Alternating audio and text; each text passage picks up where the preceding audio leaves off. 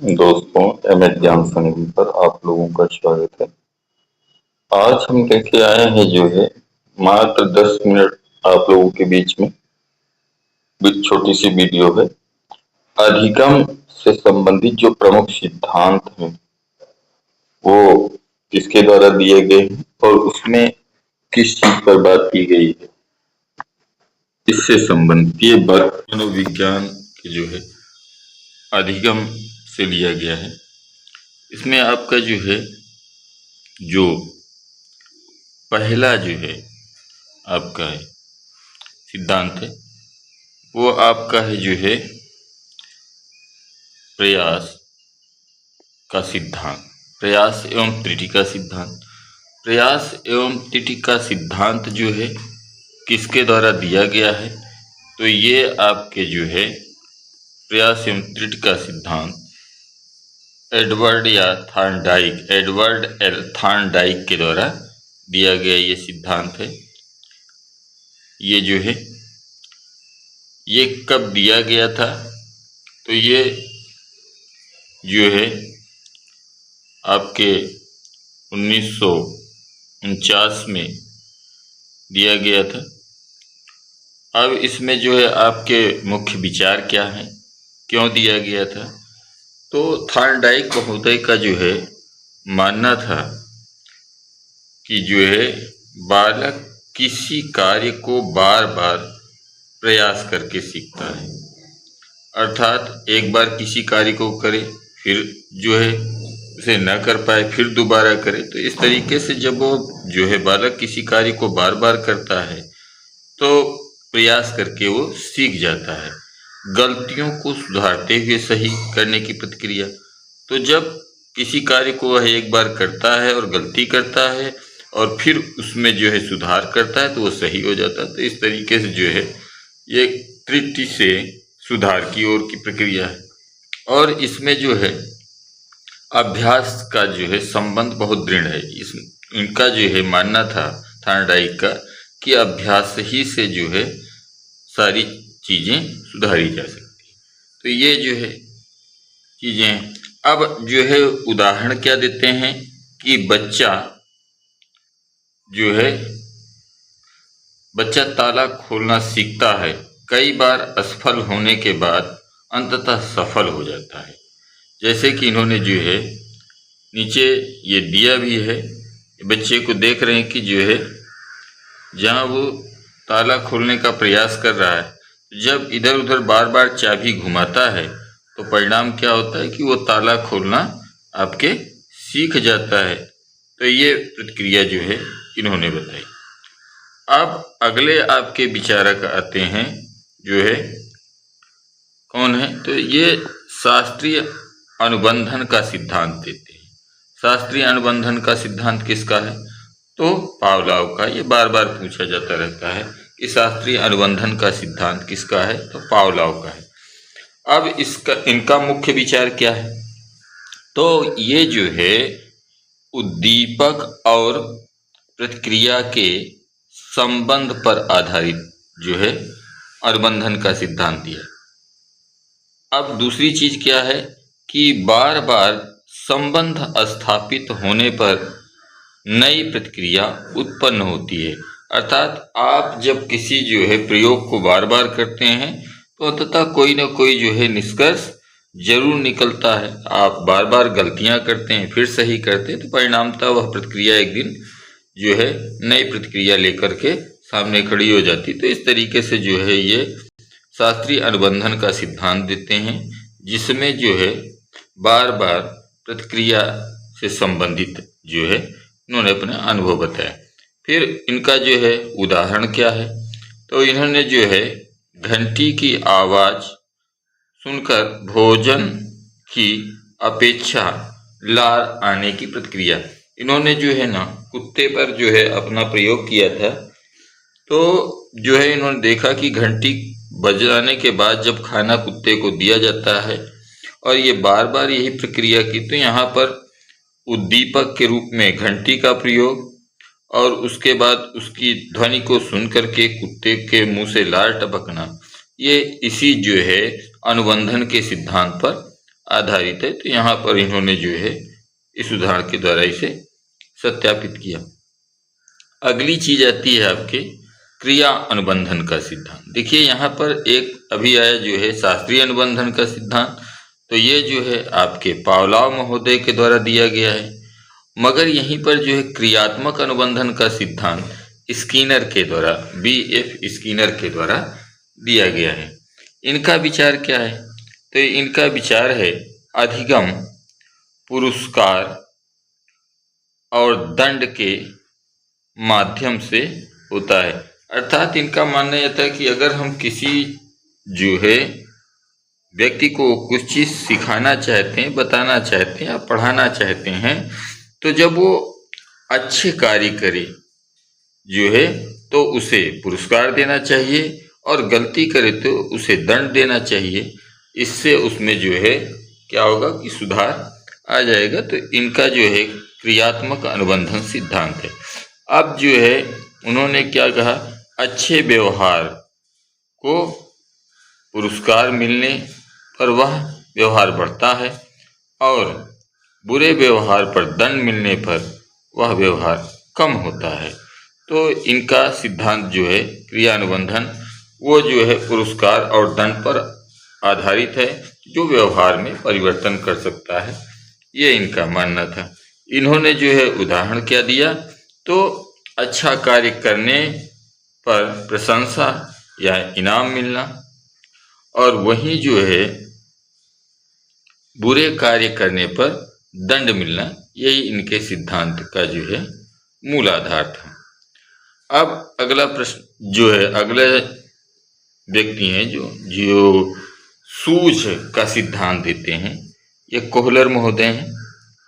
सूझ का सिद्धांत दिया इन्होंने। सूझ के सिद्धांत में जो है क्या कहा है, इनका मुख्य विचार क्या है, तो इनका मानना है कि अधिगम समझने और सूझबूझ द्वारा होता है।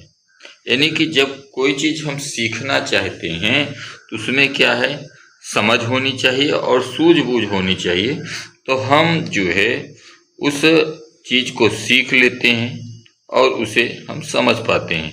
तो इसीलिए इन्होंने सूझ का सिद्धांत दिया। आगे इन्होंने जो है बताया, समस्या का समाधान अचानक बोध हो जाने से होता है। अर्थात अगर कोई समस्या है और उस समस्या का बोध हो जाए कि ये समस्या कैसे उत्पन्न हुई है, क्यों उत्पन्न हुई है, तो उसका समाधान भी संभव है।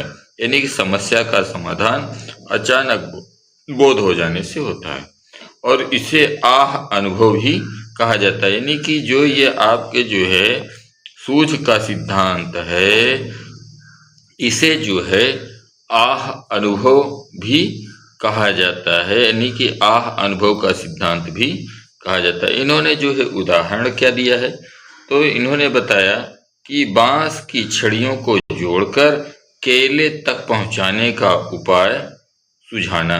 जैसे इन्होंने अपना प्रयोग बंदर पर किया था, तो इन्होंने जो है बताया कि केले को जो है ऊपर हुक से लटका दिया गया, और जो है फिर छोटी छोटी लकड़ियां या बांस की छड़ी को जो है बिखेर दिया गया, और बंदर ने उस बांस की छड़ी के सहयोग से केला प्राप्त कर लिया था। तो इस उदाहरण के द्वारा उन्होंने जो है क्या किया, सूझ का सिद्धांत दिया था। अब अगले जो है व्यक्ति कौन है, तो अगले जो है विद्वान एल्बर्ट बंडूरा हैं। इन्होंने प्रेक्षणीय अधिगम का सिद्धांत दिया। प्रेक्षणीय अधिगम का सिद्धांत दिया इन्होंने। इनका जो है क्या मानना है, तो इनका मानना है कि जो भी जो है चीज़ें सीखी जाती हैं, उनमें जैसे लोग दूसरे को देखकर और उनके व्यवहार के परिणामों को देखकर सीखते हैं, तो इन्होंने जो है अनुकरण करके, यानी कि दूसरे के व्यवहार का अनुकरण करके जो है सीखने की बात कही है, और इसे मॉडलिंग भी कहते हैं। इन्होंने जो है इस सिद्धांत को मॉडलिंग भी कहा, क्योंकि जब हम किसी चीज़ को देखते हैं और वह व्यक्ति जो है किस प्रकार उस कार्य को करता है, उसी प्रकार हम जब बार बार उस कार्य को करते हैं तो हम भी जो है सीख लेते हैं। जैसे उदाहरण के तौर पर इन्होंने क्या दिया, बच्चे बड़ों को देखकर भाषा, व्यवहार और आदत सीखते हैं। भाषा, व्यवहार और आदत सीखते हैं। ये उदाहरण जो है बंडूरा महोदय ने दिया था। तो इनका जो सिद्धांत है क्या है, प्रेक्षणीय अधिगम अनुकरण का सिद्धांत है। आगे चलते हैं, देखते हैं। आगे अब आते हैं कुछ विद्वान हैं, जैसे जो है आपके कार्ट काफ्का। ये जो है कौन सा सिद्धांत देते हैं, तो इन्होंने जो है अंतर्दृष्टि क्षेत्र सिद्धांत दिया। अंतर्दृष्टि क्षेत्र सिद्धांत दिया है। अब जो है काफ्का महोदय का विचार क्या था, तो अधिगम संपूर्ण परिस्थिति को समझने से होता है। यानी कि हम अगर किसी परिस्थिति को समझ जाते हैं तो हम जो है उसे आसानी से सीख लेते हैं। फिर दूसरी चीज उन्होंने कहा, संपूर्ण भागों के योग से अधिक महत्वपूर्ण होता है। यानी कि जब हम किसी चीज को समझने के लिए जो है कार्य करते हैं या उस पर जो है लगातार मेहनत करते हैं तो हम इस चीज को सीख लेते हैं, और ये जो है सबसे अधिक महत्वपूर्ण है। फिर जो है व्यक्ति वस्तुओं को एक रूप में देखता है, ये बात इन्होंने कही। इन्होंने उदाहरण क्या दिया, चित्र पहेली को संपूर्ण रूप से देखकर हल करना।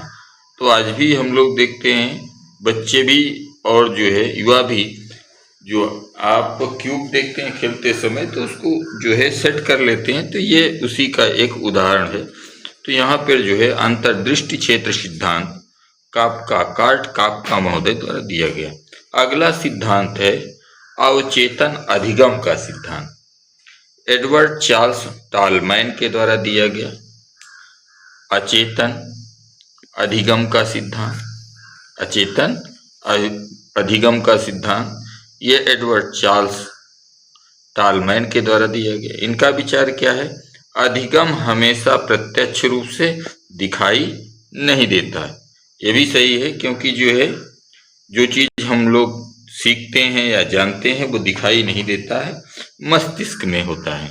फिर दूसरी चीज क्या है, व्यक्ति वातावरण के बारे में जानकारी मानसिक नकल संग्रहित करता रहता है, जिसका उपयोग उचित समय पर करता है। उदाहरण के तौर पर उन्होंने क्या कहा, चूहे का बिना पुरस्कार के भूल भुलैया में रास्ता याद कर लेना, ये इनका उदाहरण है। अगला जो है सिद्धांत है मानवीय अधिगम का सिद्धांत, कार्ल रॉजर्स के द्वारा दिया गया। इनका क्या विचार है, तो इन्होंने कहा अधिगम तभी प्रभावी होता है जब व्यक्ति को अत्यधिक प्रेरणा और रुचि हो।